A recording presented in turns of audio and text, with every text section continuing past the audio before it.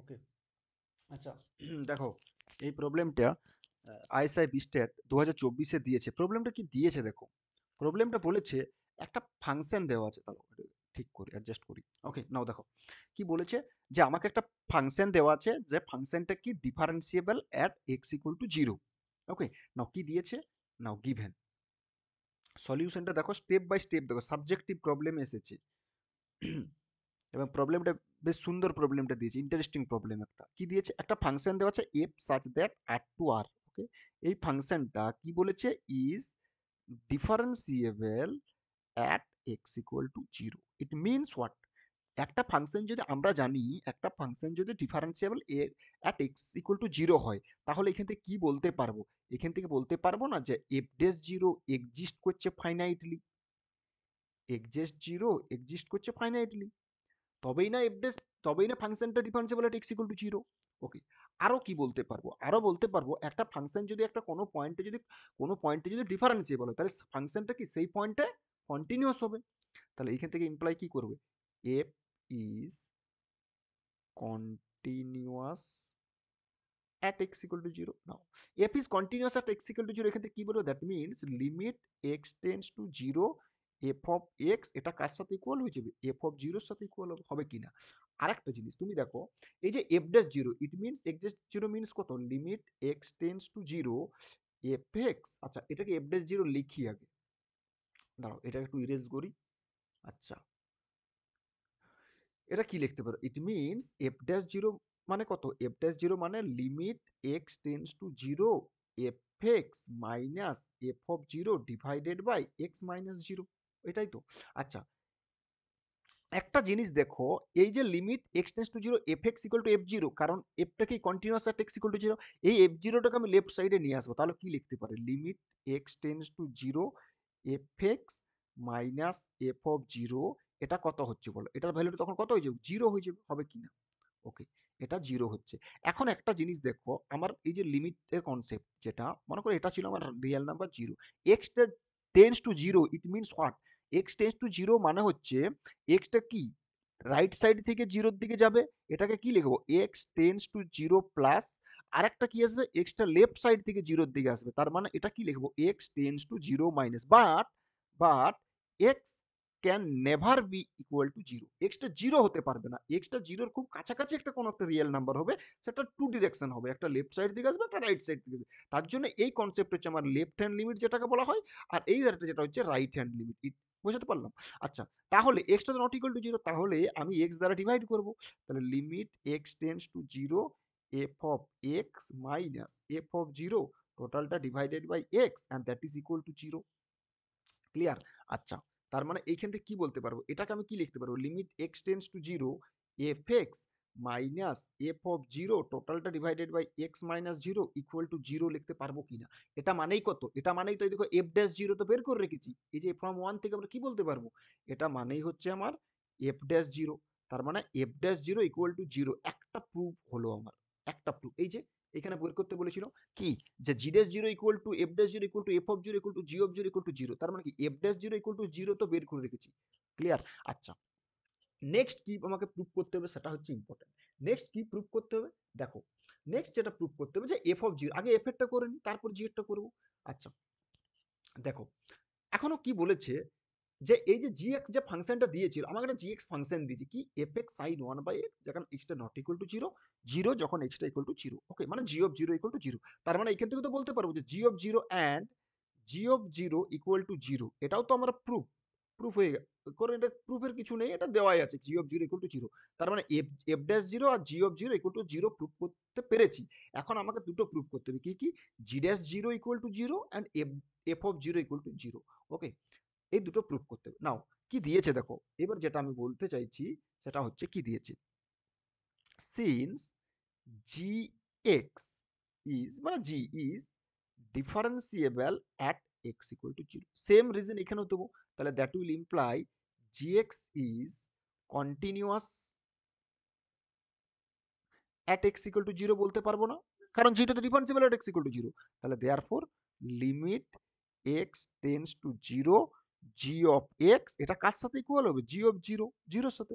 আচ্ছা জি of zero কত? এই যে জি অফ জিরো জিরো এটা তো দেওয়া আছে, তাহলে g of zero equal to zero.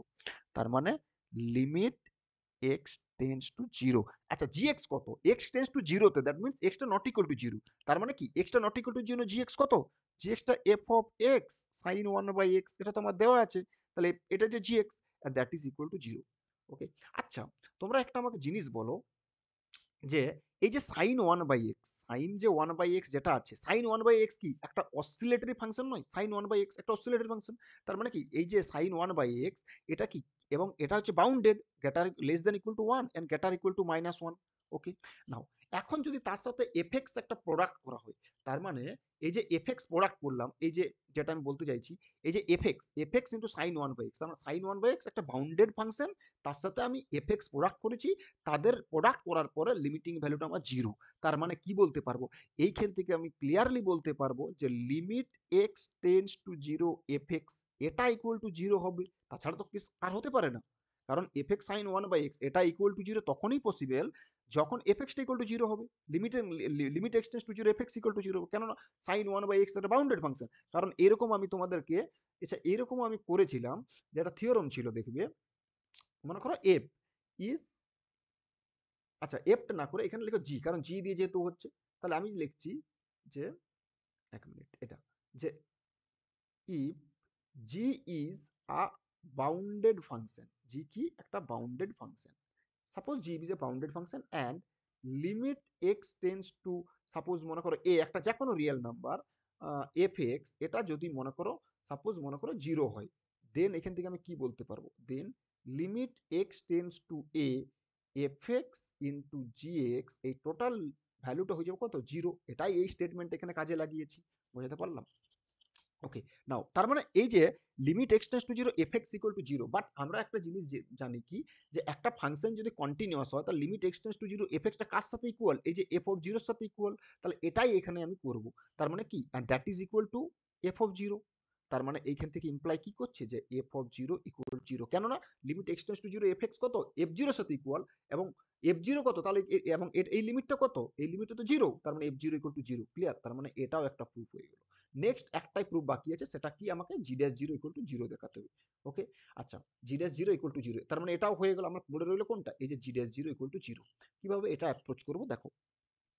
Okay.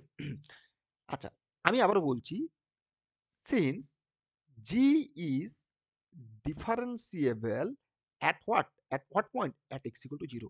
It means g dash 0 exists finitely. G dash 0 exists finitely. Okay. G dash 0 exists finitely. Now, it means limit x tends to 0, g of x minus g of 0 divided by x minus 0, এটাই exist finitely। Exist ফাইনাইটলি না করে এটা একটা কোনো একটা real number, suppose আমি আমার for convenience আমি একটা এল ধরে নিলাম, and that is equal to L, যেখানে এলটা হয়ে যাচ্ছে কি, L belongs to a real number, তবে এটা বলতে পারবো এক্সিস্ট ফাইনাইটলি। এবং এটা মানেই কত, এই যে এটা, চলো এটাকে ইরেজ করি, এটা মানে কত বলো, এটা মানেই হচ্ছে আমার জিরো জিরো, কেন জিরো জিরোটা এক্সিস্ট ফাইনাইটলি বলেছি। ওকে। আচ্ছা x tends to zero, g x কত বলো, limit x tends to zero, g x কত?